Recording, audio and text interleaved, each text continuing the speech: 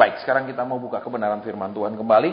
Ya, saya tidak tanya berapa di antara saudara yang sudah dengar radio tadi, tapi saya akan ulang sedikit, kemudian kita akan masuk kepada kelanjutan dari apa yang kita dengarkan tadi. Ya, 2 Samuel pasal ke-11 ayat ke-2. 2 Samuel pasal 11 ayat ke-2. Saya akan ulang apa yang tadi disampaikan di radio, saudara. Kalau dari ayat ini saya disuruh ulang dan menjelaskan lebih lagi, berarti ada beberapa kemungkinan daripada kita yang hadir. Yang pertama, kita sedang mengalami seperti ada di lembah bayang-bayang maut, sehingga hidup kita hari demi hari hanya untuk berpikir bagaimana survive, bagaimana bertahan hidup di tengah kesulitan. Itu yang pertama. Yang kedua, berarti ada di antara kita di sini yang akan segera mengalami kegenapan janji Tuhan. Hanya 2, saudara. Ya, jangan terus pilih, berarti saya yang nomor 2. Maaf, belum tentu. Jadi saya perlu sampaikan, jadi saya tidak butuh kata amin di antara kita di sini, ya. Karena kan kadang semua yang janji diaminkan, semua yang diperintah rasanya untuk orang lain. Nah, ini sudah kebiasaannya orang Kristen. Baik, sekarang saya akan baca, demikian bunyinya. Sekali peristiwa pada waktu petang ketika Daud bangun dari tempat pembaringannya, lalu berjalan-jalan dari soto istana. Tampak kepadanya dari atas soto itu seorang perempuan sedang mandi. Perempuan itu sangat elok rupanya. Lalu Daud menyuruh orang bertanya tentang perempuan itu. Dan orang berkata, itu adalah Batsyeba binti Iliam, istri Uria orang Het itu. Nah, saudara dan saya sudah dengar pasti, sudah tahu ceritanya. Ya, saya ulang sedikit tadi yang saya sampaikan di radio, ya kan? Saudara, ketika Tuhan punya rencana buat seseorang, maka Tuhan akan mengobrak-abrik rutinitas orang itu. Itu yang jelas, ya kan? Daud rutinitasnya apa? Tiap hari pelihara kambing domba, tengah pelihara kambing domba nyanyi karena dia pinter main musik, ya. Dia mengubah banyak mazmur dan lain-lain. Tetapi kemudian sesudah datang Nabi Samuel, hidupnya mulai diobrak-abrik dari rutinitasnya. Berarti kalau saudara dan saya biasanya mungkin usaha lancar, ya dong? Selama ini, ya semuanya pekerjaannya lancar, tiba-tiba mengalami diobrak-abrik, bersyukurlah, itu awalnya. Kenapa? Itu baru awalnya. Saudara-saudara dan saya akan dibuang dari rutinitas. Kemudian sesudah itu, sudah jangan berharap, saya sudah mau masuk rencana Tuhan, saya sudah terima pengurapan dari nabi terkenal, dari Amerika, mungkin dari mana-mana, saudara. Dan itu akan terjadi, salah. Ya, ingat, pertama diobrak-abrik. Kemudian yang kedua, saudara, adalah di masa itu, ya, sesudah dia meninggalkan pekerjaan menjadi gembala kambing domba, sekarang dia menjadi musuhnya Saul. Saya singkat cerita karena nanti terlalu panjang, ya. Dia menjadi musuhnya Saul. Jadi hari demi hari dia hanya bertahan bagaimana untuk hidup. Dia tidak lagi berpikiran untuk pelihara kambing domba, tapi dia bagaimana supaya nyawanya tetap ada di tubuhnya. Karena Saul terus berusaha untuk membunuh dia. Jadi hari demi hari bertahan hidup. Jadi akan ada proses saudara dan saya masuk hari demi hari. Bagaimana sih supaya besok masih bisa makan? Gimana besok supaya masih bisa bayar listrik? Gimana besok supaya masih bisa bayar uang sekolah anak-anak? Nah, itu sama, saudara. Itu proses yang harus dilewati. Alkitab tidak pernah berubah, saudara. Ya kan? Inti prosesnya tetap sama. Inti ajarannya tetap sama. Walaupun situasinya dari abad ke abad berbeda. Jadi kalau pengajaran ada dicepat-cepatkan itu, maaf, saudara. Kalau saudara dengar musik dipercepat, itu yang keluar suara Tom and Jerry. Betul? Pernah tahu kalau saudara putar lagu, saudara percepat, suaranya ini, betul? Itu suaranya Tom and, dan saudara pasti tidak senang dengar lagu seperti itu, amin? Betul, jadi harus normal-normal saja. Ya, jadi mulai yang terima percepatan, minta ampun dan berdoa, Tuhan saya cabut. Kenapa saudara itu tidak akan terjadi? Ya, saya perlu sampaikan sama saudara. Beberapa waktu lalu, saudara, ada seorang anak Tuhan yang sedang mengalami masalah besar. Kemudian Tuhan mulai bimbing dia dengan pernyataan, dan dia mau lakukan. Puji Tuhan, saudara, kadang kalau orang kaya itu diberitahu, dia yang malah memberitahu kami. Kenapa? Pak Asen, saya ini cuma cari solusi. Ya toh? Terus kedua, nek Pak Asen bisa doakan dan terjawab, ada komisi. Loh, gitu loh saudara kalau orang kaya. Jarang orang kaya itu punya kelembutan hati. Makanya Tuhan Yesus sendiri bilang, orang kaya itu paling sukar masuk surga. Amin. Tapi bukan berarti orang miskin gampang masuk surga. Betul? Tidak ada, Tuhan bilang begitu, saudara. Jadi mesti kalau yang kaya juga hati-hati. Amin. Ini yang saya perlu ingatkan. Terus, dia sudah lakukan perintah Tuhan, dia lakukan. Memang ada perbaikan pada kondisi keadaan itu, tetapi belum menuju kepada penyelesaian. Saudara, kemudian dia katakan, Pak Asen, memang sudah ada perbaikan. Terus apa lagi? Nah, ketika dia katakan apa lagi, saudara, saya paginya sebelumnya saya berdoa di jadwal doa pagi saya, Tuhan ngomong hanya kebenaran. Hanya kebenaran. Saya bingung, apa sih maksud Tuhan? Hanya kebenaran. Hanya kebenaran. Diulang-ulang kata hanya kebenaran. Hanya kebenaran. Terus saya tanya dia, maaf ya Pak. Bapak mungkin pernah ikut acara-acara Kristen yang berbau klinik. Misalnya, ya, ikut pengurapan yang aneh-aneh. Saya tidak pernah. Dia jawab, ya. Dari nadanya ya agak mungkin dia harus nggak akurat. Oke, kalau nggak ada saya tanya lagi. Bapak pernah ikut deklarasi percepatan? Oh ya, awal tahun. Tuhan bilang hanya kebenaran. Berarti itu tidak benar di mata Tuhan. Saya nggak anti sesuatu, saya nggak tahu saudara dia ikut apa, saya nggak tahu. Iya kayak tidak pernah ketemu dia sudah lama. Terus dia katakan, benar Pak kalau itu. Sekarang Bapak minta ampun sama Tuhan. Kenapa? Sekarang Bapak bilang, Tuhan saya mencabut mendeklarasi saya masuk tahun percepatan. Yang suruh kau masuk siapa? Yang bilang kau masuk siapa? Pendeta yang ngajar bukan Tuhan.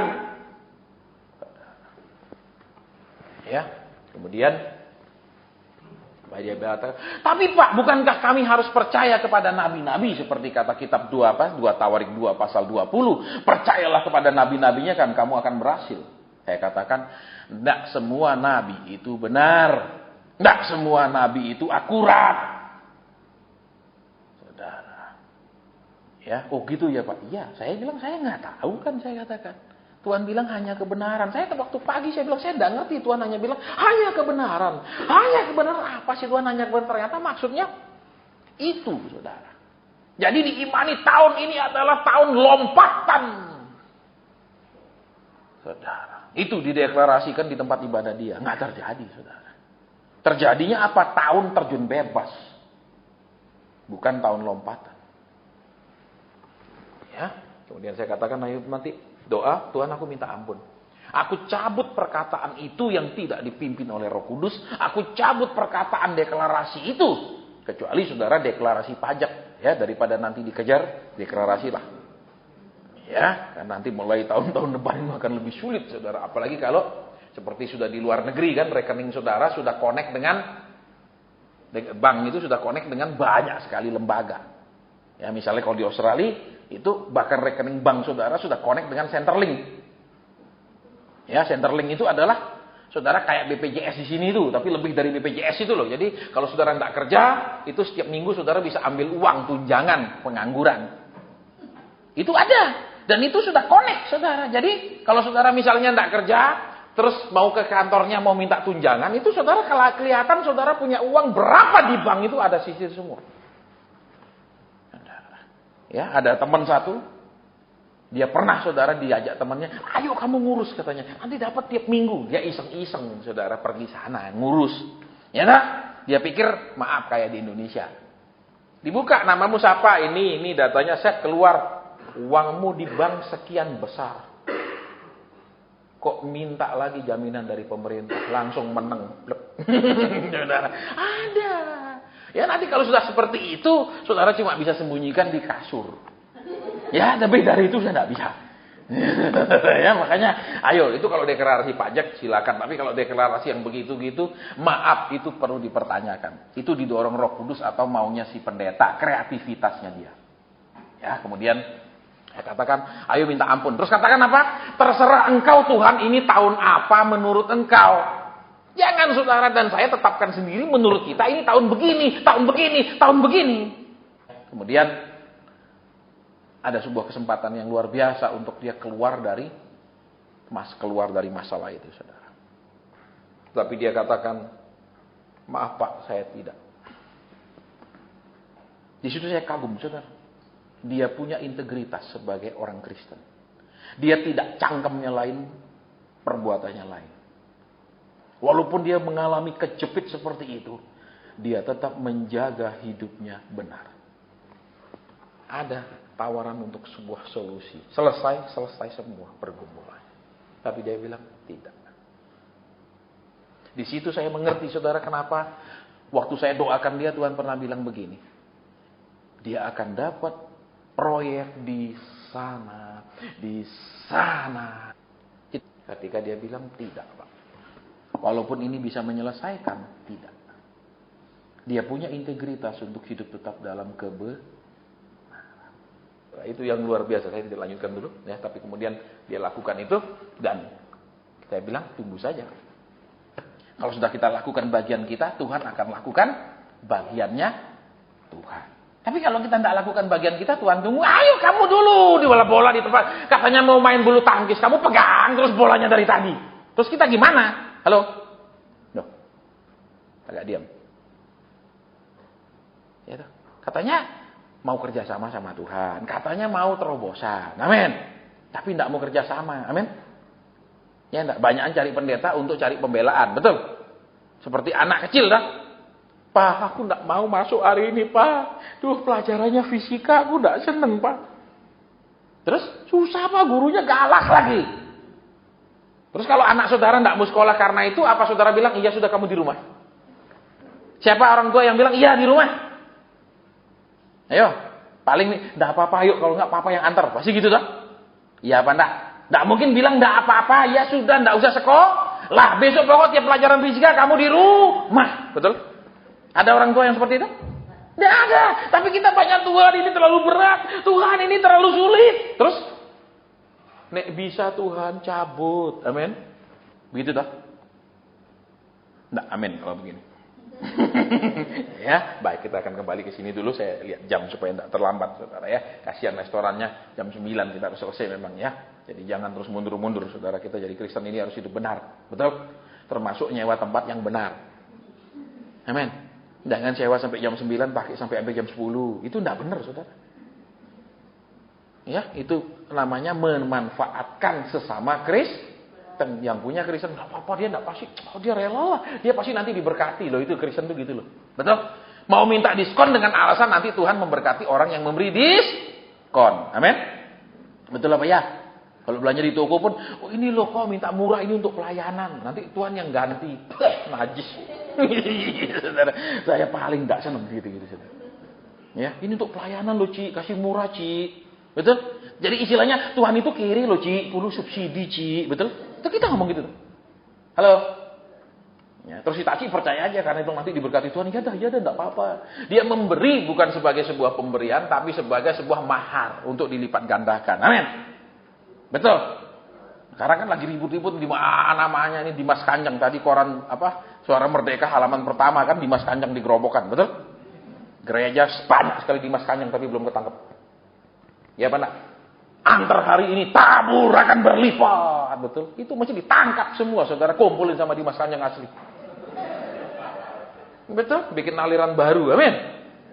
Tapi ya kembali ke situ karena sistem hukumnya penipuan itu sistemnya adalah delik aduan. Delik aduan berarti harus ada yang melaporkan bahwa dia tertipu, baru bisa ditangkap. Kalau tidak ada yang melapor dia tertipu, tidak. Itu bukan pidana. Kalau tidak pidana tidak perlu ada yang melaporkan. Saudara, tindakan pidana. Ya itu bedanya. Baik, kita akan lihat di sini sekarang. Ya, sesudah Daud mengalami proses-proses ya, tadi kan rutinitas, amin.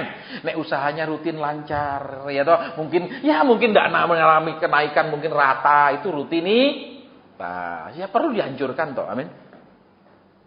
Loh, nah kalau ngomong gini diem. Tapi kalau Tuhan akan, iya, sebelum akhir tahun dia sanggup, saudara, amin. Tuhan bilang aku tidak sanggup, kenapa? Ngajar cara lembut ya kamu tidak terima, ngajar cara keras juga tidak bisa, amin.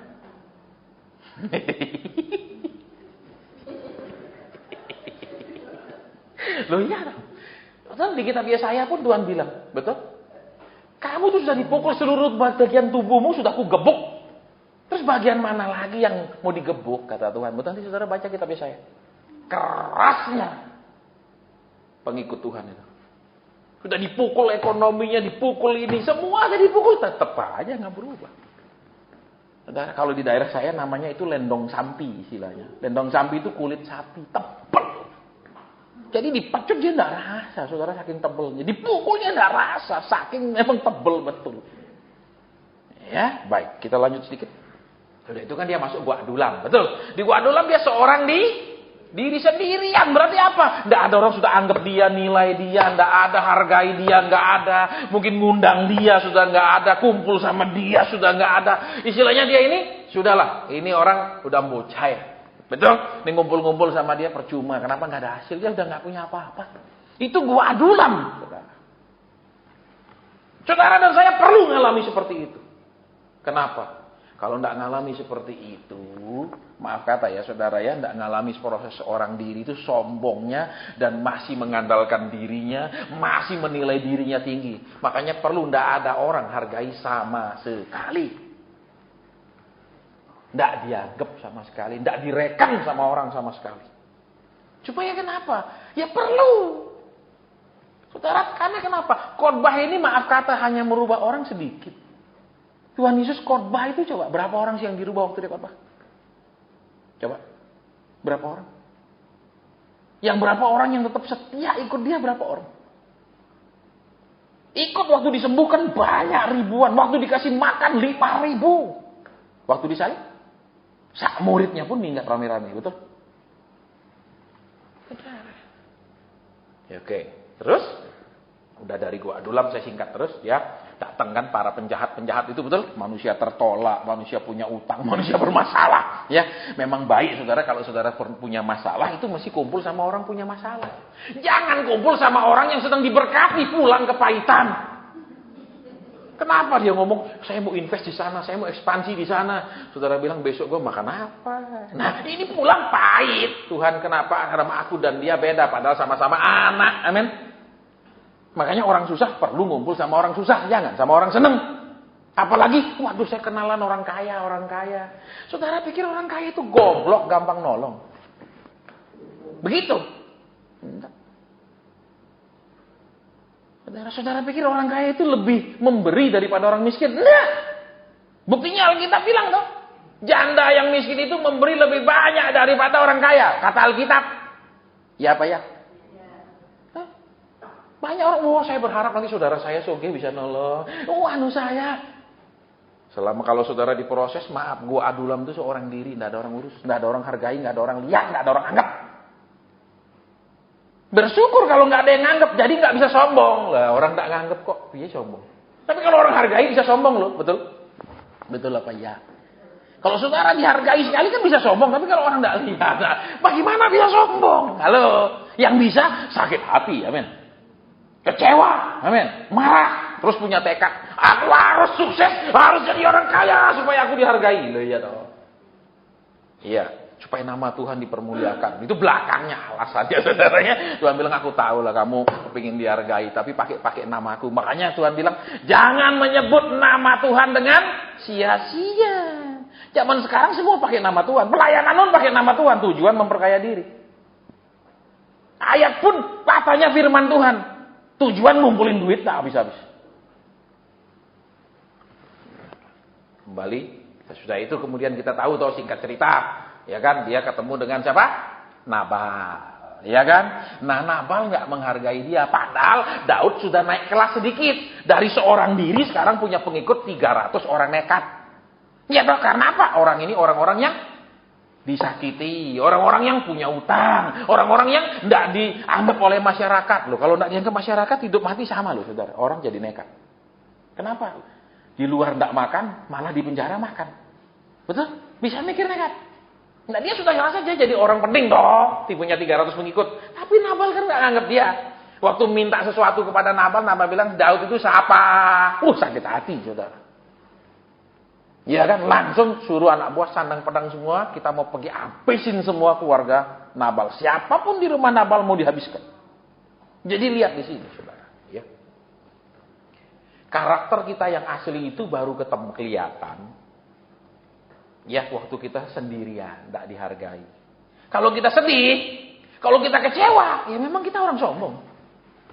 Tapi kalau ya sudah memang aku tidak ada yang perlu, tidak ada yang orang apa yang perlu dipandang sama orang, tidak ada harganya, sudah tidak pahit. Tapi kalau dulu aku ini siapa, nah itu pahit. Halo, Pak kok khotbahnya gini, ini sudah hampir akhir tahun. Kok yang enak-enak lah, janji terobosan lah, janji percepatan lah gitu toh Pak. Betul? Saya bawa minyak nih Pak, tolong urapi. Ya enggak ada yang seperti itu Saudara ya. Baik, kalau enggak disuruh Tuhan diurap-urap gitu enggak ada artinya. Ya. Nah, kemudian Saudara sekarang apa? Dia ngamuk toh. Betul? Dalam kondisi seorang diri kita tahu bagaimana citra diri kita yang sebenarnya. Terlalu tinggi kah? Terlalu banyak gengsi dan kesombongan kah? Di situ kalau kita seorang diri. Kemudian kalau kita diperlakukan orang yang kita rasa kita berjasa kepada orang itu, di situ juga kelihatan Saudara keangkuhan kita. Dia ngamuk kan? Mau bunuh, betul? Nah, lihat. Kemudian waktu dia mau pergi bunuh sudah bawa pasukan pembunuhnya. Kemudian Abigail tahan dia di jalan. Kan kitanya gitu toh.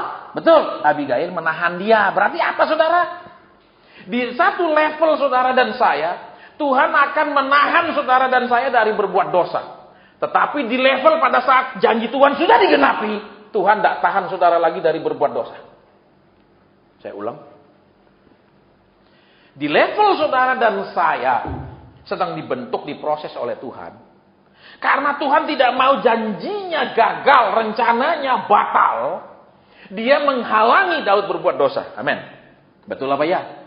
Kan perempuan itu, makanya nanti Saudara perhatikan waktu dia ketemu Abigail di 1 Samuel 25 itu kan dikatakan, Tuhan sudah mengutus engkau untuk membuat aku menghindarkan tanganku dari berhutang darah. Dia mengakuinya. Tetapi lihat, waktu dia mau ngambil si Batseba ini, ada nggak yang ngalangi? Batseba pun tidak teriak-teriak, jerit-jerit, amin. Betul apa enggak? Tidak ada kan? Berarti Saudara dan saya perhatikan ya. Di level Saudara dan saya sedang menanti janji Tuhan. Tuhan akan banyak membimbing kita, mengarahkan kita, membatasi kita, melindungi perjalanan kita. Supaya semua yang Tuhan rencanakan tidak batal. Perhatikan. Dengan cara apa? Ya banyak toh. Seperti tadi ngutus si Abigail supaya dia tidak melanjutkan kesalahannya. Amin. Halo, dia nggak bilang kamu perempuan, diam. Aku lagi sakit hati. Enggak toh. Dia nurut. Halo. Loh, dia nurut loh Saudara. Banyak laki sampai hari ini tidak bisa nurut istrinya, amin. Betul. Lah ini Saudara lihat, Daud walaupun ini bukan istrinya tapi dikasih nasihat dia nurut, amin. Halo. Coba lihat istrimu. Yang datang sama istri, jangan bilang besok aku tidak datang sama istriku dah kalau ini. Ya. Dia ngomong banyak tidak didengarkan. Jujur, nasihatnya banyak tidak kau terima. Banyak bilang perempuan ngerti apa, nasihatmu tidak bisa dipakai. Betul, nasihatmu keliru semua. Halo. Nah kalau gini dia lagi heran saya. Tapi kalau khotbah Saudara yakin imani Tuhan sanggup menjawab. Amin. Dan tahun ini menjadi tahun lompatan ke depan yang luar biasa. Wih, amin. Mari beri kemuliaan. Tepuk tangan. Saudara senang. Kalau Saudara pikir Saudara tepuk-tepukin tangan Tuhan dengan deklarasi seperti itu, Tuhan senang. Saudara sedang menghina dia habis-habisan. Kau nanti akan kerjakan yang aku lakukan. Hore. Gitu loh. Kau akan turuti yang aku lakukan. Hore. Itu deklarasi penghinaan yang luar biasa. Sekarang udah jadi raja nih, jadi raja kan, jadi bos toh, betul. Terus apa? Pergi perang pun dia sudah tidak, ada anak buahnya semua, betul. Kata Firman ayat 1, betul apa ya? Waktu pergi Saudara lihat ya, saya bacakan. Pada pergantian tahun, pada waktu raja-raja biasanya maju berperang, lihat, raja-raja biasanya maju, bukan panglimanya, bukan rakyatnya.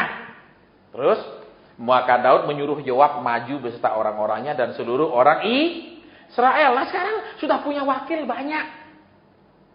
Nek dulu saking kirinya tidak bisa kasih persembahan, tidak bisa suruh pendeta mewakili doa. Tidak bisa minta tim doa berdoa karena tidak ada uang. Tidak ada PK, siapa mau? Tapi kalau ada PK bisa banyak yang mau Saudara. Apalagi kalau banyak, tolongnya doakan saya ini 20 juta. Wih dipuasain. Kalau nggak ada duit cuma pesan-pesan doang, banyak orang nggak mau Saudara. Ya, makanya kita hamba Tuhan ini kalau memang jadi hamba Tuhan harus bersedia selalu menerima 2 miliar, 2M. Yaitu makasih Mas. itu 2M. Ya, M yang pertama makasih, ya yang kedua yaitu makasih Mas. Ya, harus bisa, jangan waduh kere suruh doa mau. Tapi kalau, wah om ini kerja apa? Waduh saya, ya om siap om. Kalau perlu saya ke rumahnya om ya. Kami bawa tim doa ya. Makanya saudara, kalau saudara kaya, saudara beruntung. Kenapa? Semua bisa diwakilkan. Doa pun bisa telepon pendeta. Pak tolong doakan ya. Pak tolong carikan kehendak Tuhan apa ya Pak. Pak tolong ya mintakan petunjuk ya. Itu dia.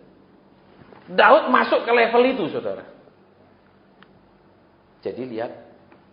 Di awal saudara dan saya diremukkan rutinitasnya. Supaya tidak biasa hidup monoton. Halo. Tidak senang toh monoton? Tidak senang toh. Tapi dihancurkan tidak senang juga. Amin. Heran juga. Tuhan ini kadang-kadang bohong loh sama kita. Betul? Ya. Maunya Tuhan buat mujizat saja. Betul, aku langsung sampai ke penggenapan nubuat. Tidak pakai jalan. Suruh berikan aku karunia seperti Filipus, bus sampai Asdod. Saudara. Terus, ya kita kembali. Dia bisa pakai wakil. Suruh siapa? Yoab pergi.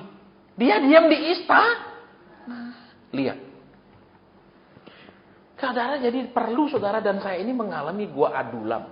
Supaya kenapa? Tidak ada yang saudara bisa andalkan. Tidak ada nomor telepon pendeta yang saudara bisa telepon-telepon.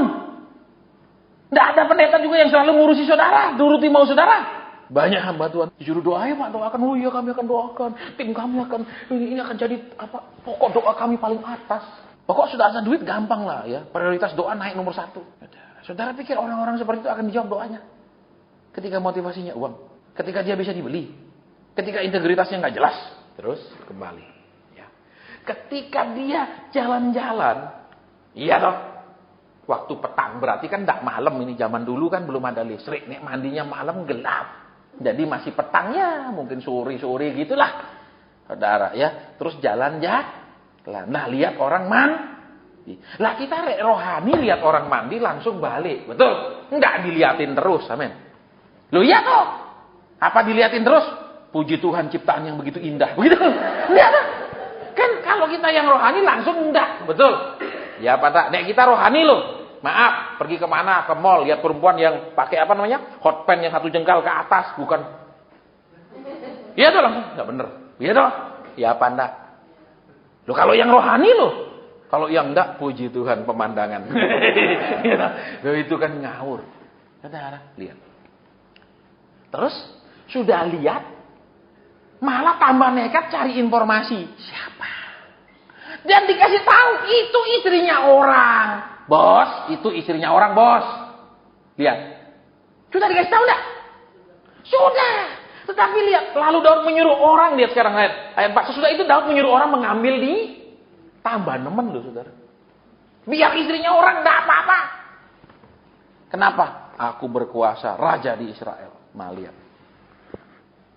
Jadi kalau saudara dan saya selama di proses Tuhan, banyak sepertinya Tuhan halangi, banyak Tuhan batasi, banyak Tuhan tegur, banyak Tuhan bilang nggak boleh. Itu semata-mata supaya janjinya terjadi dalam hidup saudara dan saya, bukan supaya saudara dan saya ini dia persulit terus supaya nggak dapat apa-apa. Supaya kita gagal taat, dia persulit. Supaya kita tambah nggak sabar karena dia berlama-lama, bukan. Karena dia nggak mau janjinya batal. Betul. Lihat, berkali-kali dia membunuh orang Israel di padang gurun kan? Betul, tapi berkali-kali dia gak batal kan? Betul, saking udah gak tahannya Tuhan. Kenapa? Lihat di sini. Dia gak mau kan janji itu batal.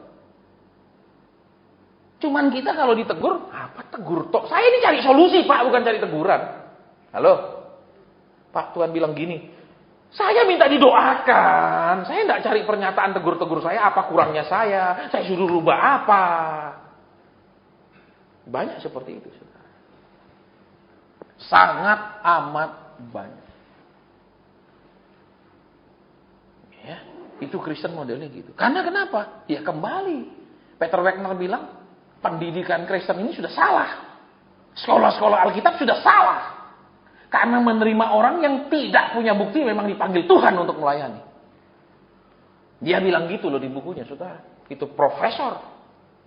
Ya, di kampus yang terkenal di Amerika. Jadi enggak ngarang dia. Kenapa orang mau jadi hamba Tuhan? Dia jadi dah. Terserah motivasinya apa tuh, dia punya panggilan enggak, tujuannya apa jadi hamba Tuhan? Kan dia sudah enggak apa-apa, lu mau masuk. Begitu tamat langsung jadi pendeta. Ya bilang itu salah. Terus apa? Ya karena sudah proses perekrutannya salah. Terus apa? Proses pendidikannya salah, outputnya pasti salah. Pikirannya apa? Aku maunya melayani di kota besar supaya soge.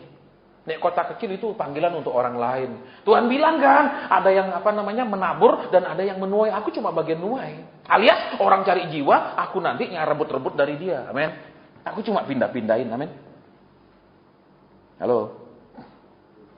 Oke, terus sekarang lihat. Waktu dia mau mengambil, adakah kemudian yang menghalangi? Padahal dia punya Nabi Nathan, dia punya. Amin. Ada loh Nabi Nathan. Dia punya Nabi. Kok Tuhan tidak bilang sama Nabi Nathan, kasih tahu Daud, jangan. Tidak ada toh. Betul. Dia punya Nabi Gad. Loh akeh loh nabinya. Tidak ada yang beritahu. Jadi sekarang lihat. Saudara ya. Kalau saudara dan saya di etape-etape Tuhan proses kita, ya, itu memang akan ada teguran, nasihat, halangan, dan tidak boleh dan lain itu akan banyak. Tetapi kemudian kita punya aslinya, seberapa murninya kita waktu dibentuk adalah sesudah Tuhan mengenapi janjinya dalam hidup kita. Diangkat jadi raja loh, genap loh janji Tuhan, betul? Betul, genap loh. Sekarang lihat, Tuhan waktu dia mau waktu ngambil Tuhan tidak langsung Daud. Tidak loh, diam Tuhan. Ya apa ya? Nah, disitulah makanya saudara bahayanya, ya. Kalau kita ini justru ketika sudah menikmati janji Tuhan. Banyak orang tetap hidup benar ketika dia menunggu janji Tuhan. Tetapi ketika janji Tuhan digenapi di hidupnya ngawur pol. Makanya tadi saya sampaikan di radio kan, saya tidak tertarik nih dengar baca selebaran pendeta ini punya jemaat 200.000 kayak 1 juta, melayani di 5 benua, terus di 7 samudera. Saya tidak tertarik.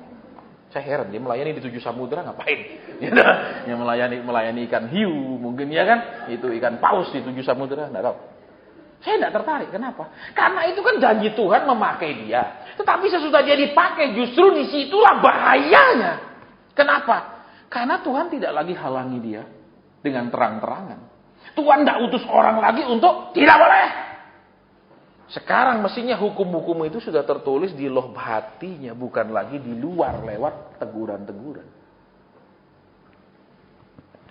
Jadi, kalau kita ada sekarang di proses rutinitas kita dihancurkan, bersyukur. Itu awal perjalanan menikmati semua janji Tuhan. Itu langkah awal. Kalau kita sedang mengalami di Gua Adulam sendiri, itu awal kesadaran kita kalau untuk melihat kesombongan, keangkuhan, dan lain-lain. Kenapa? Kan tadi jelas. Ketika orang tidak hargai kita, udah tidak nganggep, tidak ngeliat. Kalau sakit hati berarti orang sombong. Kalau bilang, ya lah memang aku memang tidak berarti, kok orang tidak nganggep ya sudah. Nah, itu kelihatan. Betul. Kalau dulu masih aku kaya. Nah, itu sombong. Halo. Saudara, tidak mudah loh jadi orang diberkati, saudara. Saya mau beritahu. Saya ketemu terlalu banyak angkuh. Terlalu banyak datang konseling bukan mau dengar pesan Tuhan, mau ngatur yang harus diomongkan oleh hamba Tuhannya apa. Pak Son, saya rencana gini, Tuhan oke kan? Lu enggak usah nanya gitu dong kalau gitu. Ya toh. Minta didoakan tapi sudah bilang Tuhan oke kan? Tak usah nanya. Oke aja lu kerja sendiri lah, saya tanyakan. Betul. Mestinya nanya, saya rencana gini apa kata Tuhan? Saya cuma rencana, saya siap batal kalau Tuhan katakan tidak. Ini enggak, oke kan Pak Son? Oke ya. Loh itu nanya atau apa? Banyak, sangat banyak. Iya, makanya beda saudara hamba Tuhan yang dari sekolah sama hamba Tuhan yang disekolahkan padang gurun enggak sama. Kalau yang disekolahkan padang gurun dia sudah bayar penderitaan yang begitu sakit. Kalau dia mau berontak, mau kompromi, diingatkan Tuhan, mau tak lempar lagi ke situ? Nah, pasti enggak. Kalau istilahnya Pak Tris itu kapok tuh. Wah, bener-bener enggak berani. Karena dia sudah mengalami sakit penderitaan. Jadi kalau saudara sogok dengan uang berapapun, sorry, enggak. Kenapa sakitnya enggak bisa dibayar dengan uang berapapun? Penderitaannya nggak bisa diganti dengan uang di padang gurun itu. Dan nggak berani balik lagi. Tuhan gampang tuh, tinggal suruh malaikat tendang dia lagi ke tengah-tengah padang gurun, utara, timur, barat, selatan, sama jauhnya. Ada. Tadi kalau beda kalau saudara ketemu, maaf, yang nggak diproses di padang gurun. Nih Pak 10 juta. Oh, doakan Pak ya. Oke ya. Oke kan kata Tuhan Pak. Bisa oke. Kalau kami enggak peduli. Tuhan bilang tidak, sorry, tidak. Ya. Tugas kami menyampaikan kebenaran. Tugas kami bukan untuk menjadi tenar. Kenapa? Wah dia Pak, dia doakan saya, dia nurut kok Pak. Saya bilang gini, dia oke kan, dia doakan, dia bilang akan diberkati Pak. Ya. Jadi lihat, di level janji Tuhan sudah semuanya digenapi. Tuhan tidak lagi halangi dia. Tetapi Tuhan mau di dalam dia ada rem yang kuat. Karena dia sudah melewati proses padang gurun. Tetapi dia enggak. Remnya, maaf kata, saya nggak tahu. Apakah itu dia punya selang rem, minyak rem? Ya enggak tahu, ini ada masalahnya. Kenapa? Enggak ngerem. Sudah diberitahu, bos itu istri orang bos. Kan halus nih beritahunya, amin. Halus toh bos. Tapi dia maju terus. Berarti apa? Kalau saudara dan saya hatinya lembut, dikasih tahu lembut saja langsung berubah. Enggak perlu keras-keras, enggak perlu teriak. Halo, ya apa enggak? Iya apa enggak? Lah, ini dihalusin enggak nangkep, saudara. Enggak nangkep dia. Loh, cuma dibilang istrinya orang, loh. Amin. Enggak dibilang jangan toh. Amin. Loh, cuma istrinya orang. Nek bilang jangan jelas enggak boleh. Nek istrinya orang kan masih 50-50, boleh enggak? Amin. Ya apa enggak? Siapa tahu dia enggak bahagia sama suaminya. Gitu. Iya, saudara. Ini kan cari pembenaran namanya. Amin. Loh, apa tahu suaminya sibuk pergi perang toh. Amin, sekian lama, ya tuh. Alasan bisa tuh macam-macam. Dia suruh orang ngambil. Betul? Suruh jemput, ambil. Terus kita tahu cerita selanjutnya yang udah dewasa. Amin? Tahu tak? Dihalangi enggak? Dihalangi enggak? Enggak, kita sudah dewasa. Maka kemudian ketika Daud mulai, tiba-tiba malaikat tempiling dia terpental. Enggak ada. Dan dia lanjutkan semuanya. Sempurna. Amin? Amin? Lihat. Proses padang gurun membuat saudara dan saya semakin lembut. Sehingga teguran lembut pun sudah cukup menghentikan kita. Teguran lembut pun sudah merubah kita, menyadarkan kita. Tidak lagi teguran yang masih jangan, berhenti, hentikan. Itu salah. Tidak seperti itu lagi. Jadi, kalau sampai hari ini di proses padang gurun kita keras. Ya, ngelawan, mokong, bantah. Kalau diangkat, kita akan nyebur balik. Kalau diberkati, kita akan semakin rusak. Betul? Sekarang aja lagi mau diperbaiki tetap mau rusak. Banyak. Jadi kembali saudara dan saya perhatikan. Ketika dia tanya siapa dia? Itu istrinya orang. Lembut sekali. Itu istrinya orang. Titik. Tidak dikatakan, jangan mengingini istri sesamamu. Nah. Lihat.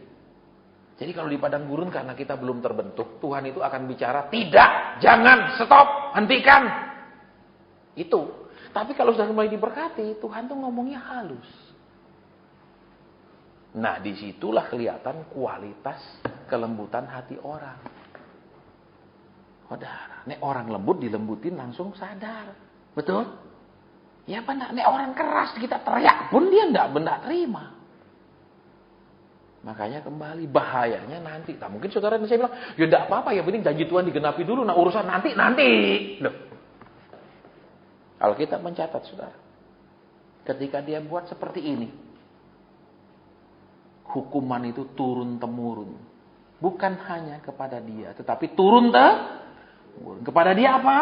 Dia harus lari dari musuhnya. Dia akan mengalami kekalahan. Betul? Dari mana? Anaknya, Absalom. Dia harus lari dari Yerusalem pergi padang gurun lagi. Untuk menghindar dibunuh. Kedua, semua gundiknya ditidurin oleh Absalom. Tidurinnya di mana lagi? Di atas sotoh rumah. Absalom itu hebat sekali, saudara. Bikin film porno yang pertama di bumi. Betul? Betul? Alkitab yang bilang. Di atas sotoh rumah semua orang bisa lihat. Dia bikin film porno pertama. Dan hukuman yang ketiga. Keturunanmu tidak akan berhenti dikejar pedang. Lihat saudara. Tuhan sayang dia. Tetapi Tuhan tetap disiplin dia. Dan Tuhan tidak kompromi sama dosa. Jadi jangan saudara yang mungkin sedang diberkati saat ini. Mungkin sedang berlimpah saat ini. Mungkin punya kedudukan yang enak saat ini. Mungkin punya usaha yang nyaman saat ini. Merasa engkau sudah diberkati. Dan merasa Tuhan itu tidak peduli dengan kelemahanmu. Tidak lihat lagi. Tuhan itu seakan-akan kompromi dengan segala dosamu. Sorry, tidak. Dia tetap akan berurusan dengan kita. Dia akan tetap berurusan dengan kita. Jadi, kalau sekarang di proses kita tidak enak, terima kasih Tuhan. Supaya hatiku semakin lembut, sehingga besok ketika aku sudah semua di tangan, kalau itu salah, cukup dengan kalimat yang lembut, bukan menegur, menghalangi. Aku sadar dan berhenti. Halo. Ini enggak, lembut kan teguran Tuhan. Itu istrinya, cuman gitu tok Tuhan tegur. Tuhan enggak kasih ayat. Tuhan enggak kemudian suruh Nabi Gad sama Nabi Nathan datang. Daud, pikiranmu najis. Enggak begitu. Dan dia lakukan. Jadi orang Kristen ini bahayanya justru bukan waktu dia diproses Tuhan. Justru waktu dia diberkati Tuhan. Tapi makanya jadi pendeta juga hamba Tuhan juga bahayanya di situ. Kalau udah diberkati bahaya, saudara. Jadi dia kiri dia akan hidup setia karena tidak ada apa-apa. Istilahnya makannya pun dari Tuhan. Dia akan takut, tapi semua sudah di tangan dia. Bisa masih takut enggak? Ya kan, saudara kan baru-baru dengar tuh. Pendeta terkenal pelayanan internasional, betul? Istrinya belum mati, ketemu gandengan sama istri orang lain. Enggak takut lagi. Jalanilah semua etape dan proses yang kita harus lalui. Supaya janji Tuhan tetap digenapi. Tetapi bukan hanya sampai digenapi. Supaya sekalipun itu semua digenapi, kita tetap hidup dalam takut akan Tuhan. Kita tetap hidup dalam integritas. Integritas itu artinya kesatuan. Mulut dengan iman satu. Jangan mulut bilang, saya imani Pak. Tapi hati kentar-ketir. Mulut bilang saya percaya Pak, pikiran nggak bisa tidur, ya tidak bisa tenang, nggak bisa tidur. Itu kan mulut tidak integrate, integritas tapi disintegrate, kacau balau. Saudara, yuk sekarang, kalau ada teguran, kalau Tuhan batasi halangi, itu saudara dan saya masih di dalam proses Tuhan. Tapi kalau Tuhan sudah bicaranya sangat halus. Cuma mengingatkan, itu waktu saudara dan saya sudah digenapi semua janji Tuhan. Dan kalau kita tidak siap, kita babak belur. Saya tidak tahu saudara berapa tahun jadi orang Kristen. Kalau saudara sudah sangat lama jadi orang Kristen, pasti tahu saudara tentang satu orang hamba Tuhan almarhum di Jakarta. Sebelum ada gereja besar di Jakarta, dialah gereja terbesar di Jakarta. Waktu dia sakit parah, Tuhan bawa dia ke neraka. Dan dia lihat di sana pendeta-pendeta besar di neraka. Bukan di surga. Dan Tuhan katakan sama dia, kamu juga akan masuk sini kalau kamu tidak bertobat. Jadi lihat, saudara senang dong sama besar-besar. Justru besar itu tambah licin. Kemungkinan jatuhnya tambah besar. Kemungkinan sesatnya juga tambah lebar. Kenapa? Karena semua dari tangan. Apapun yang direncanakan bisa jadi. Apapun yang dia mau dia bisa kerjakan. Karena semua sudah diberi. Tidak ada yang menghalangi lagi. Kalau masih kiri mau apa? Tuhan berilah. Kalau beri baru bisa lakukan. Kalau sudah semua di tangan, tidak usah diberi juga bisa. Betul? Tuhan tidak setuju pun bisa dilakukan. Oke, jadi sekarang saya tidak perpanjang, ini sudah jam kita mau pulang. Ingat, persekutuan kita bukanlah tempat konseling. Saya perlu ingatkan saudara-saudara di sini. Persekutuan kita bukan tempat konseling karena kita tidak praktek pengobatan alternatif. Ya, saya perlu sampaikan sama saudara berkali-kali. Walaupun, Pak, kan kita kepingin persekutuan jadi besar. Kayak enggak, kita enggak perlu jadi besar. Yang penting jadi benar. Ingat, persekutuan ini bukan pengobatan alternatif. Yang kedua, persekutuan ini bukan tempat untuk cari solusi. Tapi mencari intimasi dengan Tuhan. Persekutuan ini bukan untuk cari jawaban, tetapi untuk cari pengajaran. Ya, jadi tidak ada doa Tuhan, tolong sekarang Pak supaya dijawab cepat Pak, tidak ada. Tolong supaya saya masuk ke percepatan, tidak ada. Kenapa? Kalau semua proses dilakukan dengan benar, harapan produk itu akan memenuhi standar. Amin. Amin. Tapi kalau semua proses ada yang dilompati, ada yang tidak dilakukan, produk itu kemungkinan reject. Betul? Betul? Iya dong. Tuhan punya quality control yang kuat. Saudara, jadi jangan minta tolong pegawai quality controlnya dipecat saja. Ya, yang reject enggak apa-apa, keluarkan saja dari padang gurun. Enggak bisa, Saudara. Ingat, sekalipun Tuhan harus membunuh 6.000 orang di padang gurun, dia lakukan. Betul? Dia enggak bilang, lu semua enggak lulus, 2 lulus, wis tak turunkan ku anunya syaratnya supaya banyak lulus. Tidak, tetap hanya Kaleb dan Yosua yang boleh masuk. Saudara tahu yang saya kaget, ternyata arti kata Kaleb itu anjing.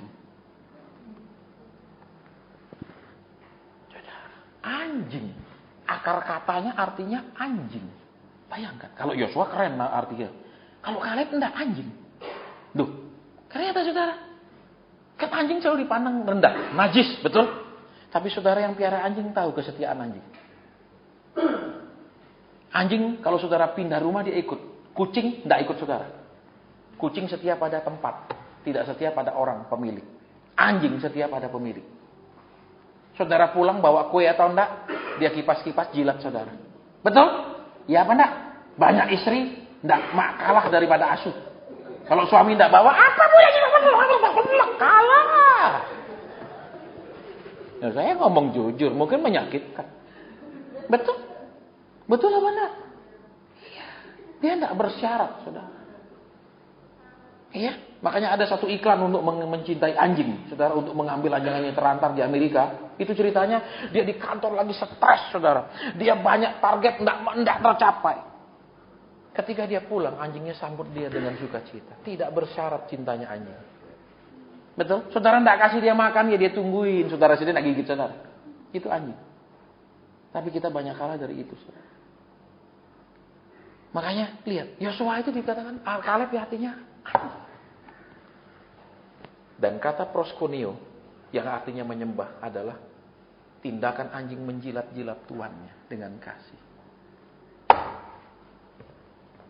Dia dianggap najis.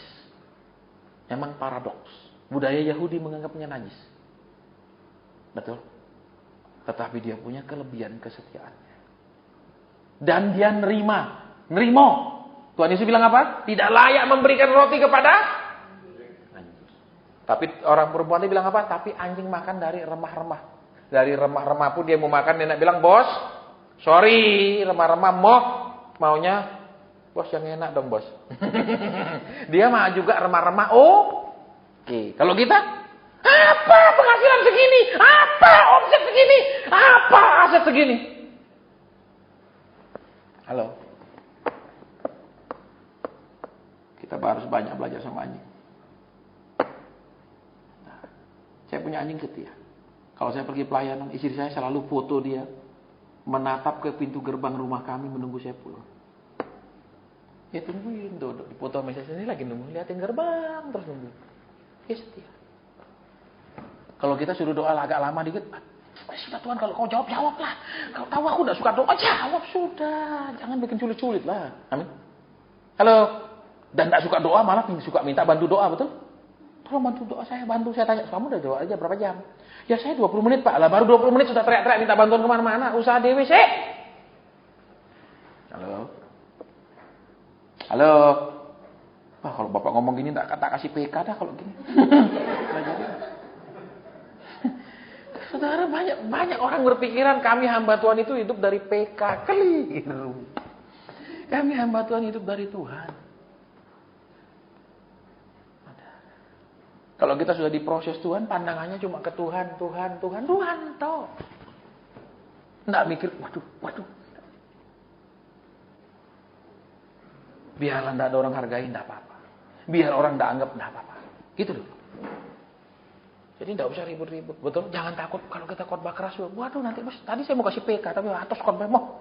Tidak urusan. Kenapa? Tuhan itu mempekerjakan orang 1 jam pun dia gaji. Amin. Amin. Sejam pun dia bayar. Dia tidak bilang, udahlah kamu tidak usah hitung-hitungan. Ini setengah dinar. Kalau kita jadi hamba Tuhan, tidak usah mikir gitu-gitu. Kerjakan saja tugas dengan baik. Saya kirim ya, pasal saya kirim ya. Enggak, saya ngapain. Orang udah mau selesai kok, ngapain kirim. Bukan kesenangan, wah glory, glory, haleluya. Pasal punya uang banyak, bukan punya uang banyak. Bersikap benar sama uang. Jangan cuma di kantong ada terus masih aja minta. Di kantong ada masih terus ngarepin orang. Nah bener itu. Kecuali kurang baru kita berdoa. Nah waktu berdoa terus ada orang kasih ya mungkin itu jawaban doa. Gitu loh saudara. Dia bilang enggak. Ini sudah hampir selesai. Titik. Dia enggak kirimnya sudah jangan. Jangan dulu saya salah ngomong. Ya itu najis saudara. Supaya kenapa? Kalau kita tidak tergantung dari persembahan orang, kita punya keberanian ngomong bebas. Tapi kalau kita tergantung dari persembahan orang, ngomong pikir 1000 kali sih, jadi dia tidak kasih apa-apa, aku kiri. Ya, jadi kembali ke sini, Tuhan akan mengenapi janjinya. Tetapi kalau hati kita kurang lembut waktu dia proses, pada saat kita diangkat tinggi, justru disitulah kita bisa terjun bebas. Lihat. Bahkan sampai di perjanjian baru pun disebut. Apa?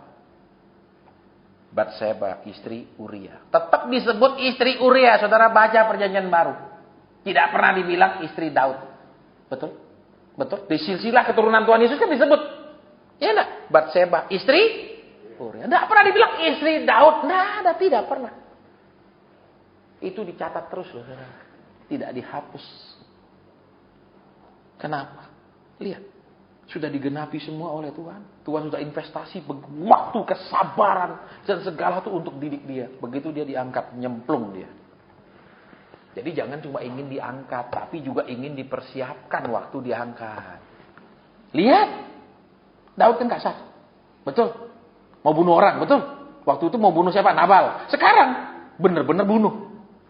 Betul. Mungkin saudara sekarang dulu tidak menghargai istri, sekarang diproses bisa hargai istri. Kenapa? Sayang, aku terima kasih, aku menderita, kamu juga tahan. Tapi belum tentu besok waktu diangkat bisa ngomong yang sama lagi. Bisa kumat lagi, kasar balik. Jadi sekarang ayo kita sama-sama berubah. Saya pun khotbah, saya koreksi diri. Jangan pinter khotbah tok. Yang jadi hakimnya siapa? Istri saya yang paling tahu kan pulang saya gimana. Saudara enggak tahu. Betul? Enggak tahu. Saudara enggak kenal kok. Ya saya tanya tuh. Tapi istri saya kan tahu kelakuan saya. Iya kan? Dan dia yang jaga saya punya website. Dia tahu awal dengar khotbah saya setiap saat. Berapa yang dengarkan khotbah saya sampai habis. Berapa yang cuma setengah jalan dari negara mana saja. Kan semua ada datanya. Termasuk juga dia pakai HP kah, pakai HP Android kah, kemudian dia pakai pakai laptop kah, dengernya semua ada datanya. Nah terus kalau saya khotbah, dia denger tidak sesuai kan, saya omong kosong. Betul, itu khotbah yang apik khotbah. Pulang ini, kan susah, betul. Kita sama-sama belajar karena karakter laki itu ingin menang sendiri. Betul ibu-ibu? Betul. Inginnya kalau dia ngomong sekali kau dengarkan seumur hidup. Sedangkan kau ngomong seumur hidup syukur-syukur dia dengar sekali. Amin. Laki gitu. Ya makanya bersyukur perempuan itu diberikan kesabaran luar biasa. Kalau diukur paru-paru perempuan lebih tahan sesek. Lebih tahan daripada laki-laki. Betul? Ya toh, makanya hargai istrimu yang tahan sesak itu. Betul? Ayo sekarang lihat kembali. Jangan waktu diangkat berubah lagi. Lihat karakter Daud, ada yang belum berubah waktu dia diangkat. Mau bunuh Nabal, sekarang benar-benar bunuh malah si Uri. Waktu diangkat. Jadi mungkin sekarang, karena kita sama-sama menderita, ayo kita doa bareng. Besok udah diangkat, belum tentu bisa doa bareng. Bisa istrimu terus yang doakan engkau. Tuhan, di mana suamiku jam segini belum pulang? Tuhan, tarik dia pulang, ingatkan dia akan rumah lagi. Saudara. Halo. Ayo sekarang. Izinkan Tuhan menuntaskan pekerjaannya. Meletakkan dasar yang kuat di hidup kita yang membutuhkan waktu lama. Sehingga pada saat kita nanti diangkat menikmati semua janji Tuhan, kita tidak melakukan kesalahan yang sama. Kalau dulu kan tidak banyak contohnya lah, Alkitab ini belum ditulis. Ini kan jadi Daud tidak banyak dapat. Dan sekarang kan sudah lengkap. Terus alasannya apa? Betul, sekarang pendeta-pendeta sudah setiap saat kan saya lihat, di sini banyak sekali saya lihat brosur-brosur KKR di Semarang ini, betul? Terus apa lagi alasannya? Yuk, kita mau berubah. Sekarang sudah selesai, kita mau pulang. Ya, jadi ingat, persekutuan kita ini bukan tempat konseling. Persekutuan kita ini bukan pengobatan arter. Persekutuan kita ini tempat kita belajar bersama kebenaran firman Tuhan. Jadi sudah sadar dan pulang.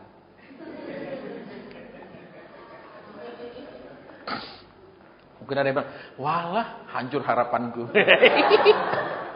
Padahal mau nanya. Kadang saya heran, khotbah jam-jaman tidak ada yang ditangkap, tidak ada yang dimengerti, heran. Betul? Maunya apa? Sudah lepas, saya tidak ngerti kalau khotbah pikiran saya langsung aja kasih tahu saya petunjuknya apa. Nah, itu loh saudara. Ya, orang tidak mau belajar, cuma langsung mau jawab. Ini soal jawabannya apa Pak? Itu kan repot saudara. Ya, baik kita doa. Bapak terima kasih.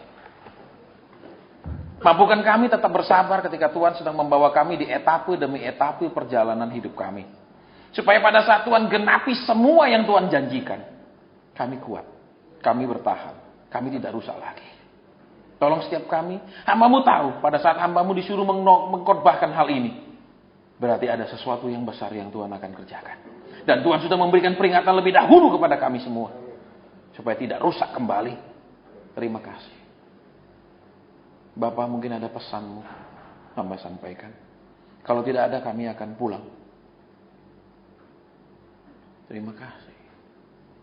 Terima kasih. Terima kasih. Terima kasih. Terima kasih.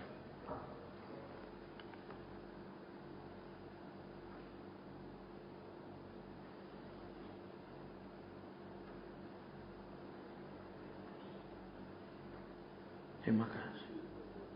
Amin. Saudara, di antara kita di sini ada yang terus-terusan menjerit ke Tuhan, lelah Tuhan. Lelah Tuhan. Saudara-saudara tidak bisa minta ketika saudara rasa lelah supaya masalah itu selesai. Tidak akan. Ketika pelajaran itu sulit, saudara tidak bisa bilang, sudah tak usah ada pelajaran itu, atau biarkan bolos.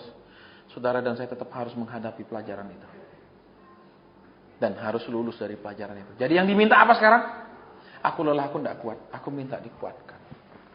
Aku tawar hati, aku diminta semangat. Aku rasanya goyah Tuhan, aku minta ditopang. Ingat, jangan minta masalah diselesaikan. Tuhan pasti mengenapi janjinya.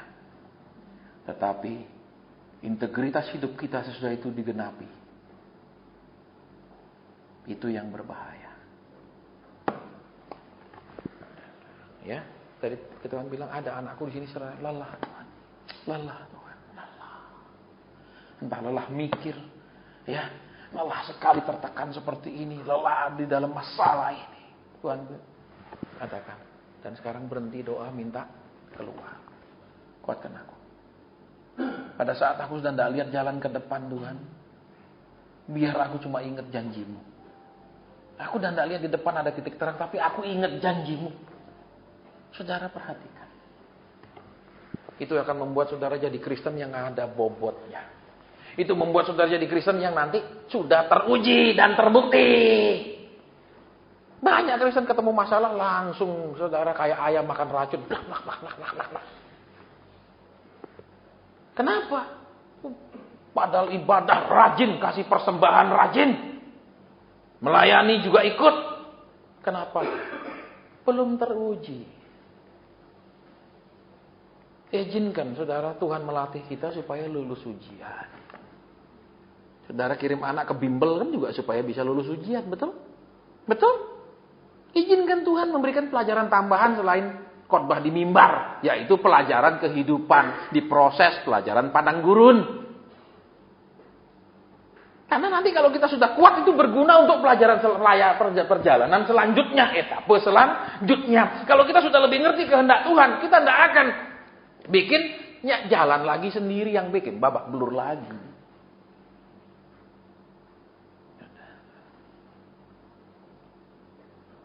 Jadi jangan seperti orang yang saya jalan nanti kalau buntu saya tanya Tuhan, saya minta tolong. Nanti saya jalan lagi, nanti kalau gagal ya saya berdoa supaya ditolong lagi. Sudah berhenti musimnya seperti itu, saudara sudah tidak usung. Kalau orang Jawa bilang. Sekarang waktunya apapun mau dilakukan berdoa tanya Tuhan. Apa yang mau dikerjakan berdoa minta petunjuk Tuhan. Apa yang saudara mau lakukan Tuhan setuju enggak? Sudah enggak zaman jalan sudah itu buntu baru cari pendeta minta tolong. Saya sudah sampaikan sama saudara, saya tidak mau nih ada orang bikin pabrik apa tuh saya pasang banyak yang doakan peresmian. No. Pertanyaan saya waktu bikin pabrik Tuhan setuju nggak? Sudah tanya Tuhan belum? Kalau belum enggak boleh. Dia tidak tanya Tuhan begitu dia persu kita, Tuhan berkati. Kita ngajar dia untuk hanya menjadikan Tuhan penolong dalam kesesakan. Tapi tidak pernah berjalan minta petunjuk Tuhan.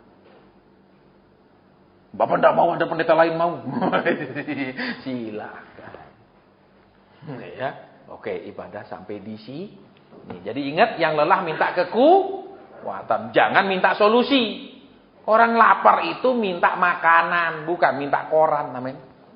Amin. Jadi jangan keliru. Oke, ibadah bulan depan tanggal 18. Ya. Ibadah bulan depan tanggal 18. Di depan ada makanan minuman sederhana, silahkan dihabiskan. Karena sudah habis bayarnya sama, lebih baik habis. Ya, Tuhan memberkati kita semua. Selamat malam.